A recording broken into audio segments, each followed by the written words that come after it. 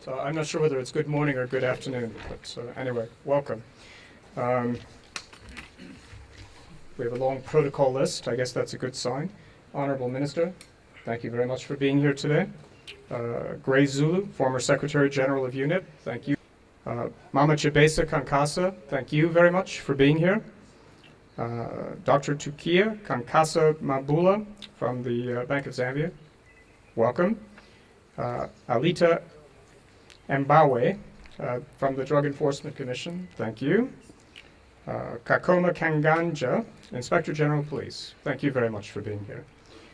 Edith Nwakwe, President of the Forum for Democracy and Development, thank you very much for being here. Dr. Guy Scott, Honorable Dr. Guy Scott, pleasure to have you here today. And Her Royal Highness Mukamambo, thank you for once again coming to our house. I'd like to take a moment to thank our sponsors, to thank Dora, and to thank the rest of the embassy staff for making this day possible. I'd also like to thank my wife Claudia and my sons Alec and Adam, who are lurking in the background somewhere, for their love and support. And finally, to thank my recently departed deputy, David Young, and all the other employees who have left or are leaving us this summer. And I'd like to thank Canada for loaning us July 1st, their national day to celebrate our independence. Like Zambia and Canada and much of the rest of the world, the US was once a British colony. And while we once fought for our independence from the British, we have been friends and allies now for over 200 years.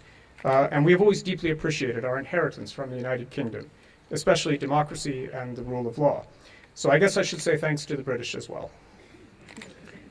Americans love to quote their founding fathers, who led the fight for independence 240 years ago today, well, in 3 days, and especially at this time of the year. They were, of course, a pretty impressive group, none more so than Benjamin Franklin. Franklin once said that in this world, nothing can be said to be certain, except death and taxes. Well, taxes have been quite the topic in Zambia recently. And I think our position is pretty clear. So I'd like to touch today on Franklin's other certainty, death. In the last few months, we've lost two great Americans, two great African Americans, Prince and Muhammad Ali. Prince was from my hometown, Minneapolis, and he was a musical genius. Muhammad Ali was simply the greatest. Probably the best boxer in history, one of the most famous athletes in the world, and a showman without parallel. As we celebrate our independence today, we also celebrate the lives of these and other American heroes who broke down barriers and made a lasting impression not only on America, but on the world. Their lives, their success, their celebrity were part and parcel of America's efforts to come to terms with its history of racism and prejudice. We have made progress, but there is still much to do. Indeed, in a democracy, there is always much to do. We have an election coming up in America, some of you may have heard, in November. It's an important election, in one which the world is following very closely and commenting on every day. We don't know the result, but we recognize that that result will have profound implications for the world. It's what happens when you have an economy of $18.5 trillion, I suppose. Elections are always fraught with uncertainty and with consequences. Just look at the United Kingdom last week. Some of those consequences may be negative. That's the nature of an election. One side will win. And both sides have to accept the result, for better or for worse. But democracy is still the best form of government that mankind has devised. And elections are an opportunity for a nation to renew its faith in itself and in its ability to choose for itself. I hope and expect that our election will reconfirm that which Americans hold most dear, our commitment to freedom and to our existence as a multi-ethnic state where we live together in peace. The US is often criticized, here in Zambia and elsewhere. We accept that we are an imperfect nation, but we strive to be better. 8 years ago, we elected an African American as our president. This year, we may very well elect a woman as our president for the first time. That, dear guests, is progress. Zambia, too, has an election this year, one that can reaffirm its status as Africa's most successful multi-party democracy, and that can further its aspirations to play a leading role on this continent promoting democracy and peace.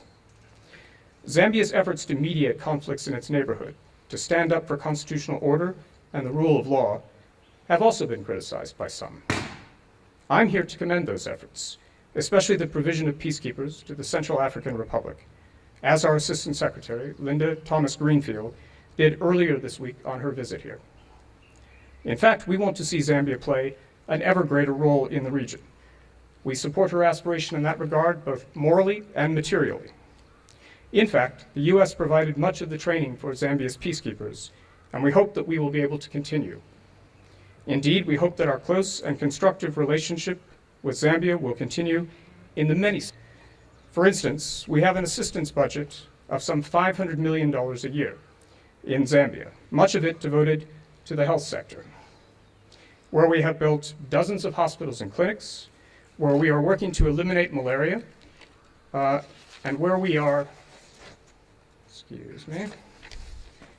and where we help keep over 700,000 HIV-positive Zambians alive every year, thanks to the generosity of America's taxpayers. The MCC Compact is another example, a $355 million project that will bring safer water and better sanitation to much of Lusaka. And just one other example, if I might. Peace Corps has its largest mission in Africa here in Zambia, some 300 volunteers who are working throughout the country in rural villages, living side by side with Zambians to help this country develop. We do these things because it is in our interest to see other countries grow and prosper. We all share this world, and we must work together to preserve it. More than that, my family and I, like many Americans, have a tendency to become emotionally involved with the countries in which we serve. We love Zambia, and we love Zambians. We want them to be peaceful, and we want them to be prosperous. So therefore, we hope that your election, like ours, will reaffirm that which is best in your country, Zambia's proud tradition of democracy and peace. Like ours, will provide a foundation for an ever closer partnership between Zambia and the United States. Zambia and its partner nations, like the United States, by working together, can also break down barriers and make an indelible and positive impression not only on Africa, but on the world. God bless America. God bless Zambia. Thank you very much.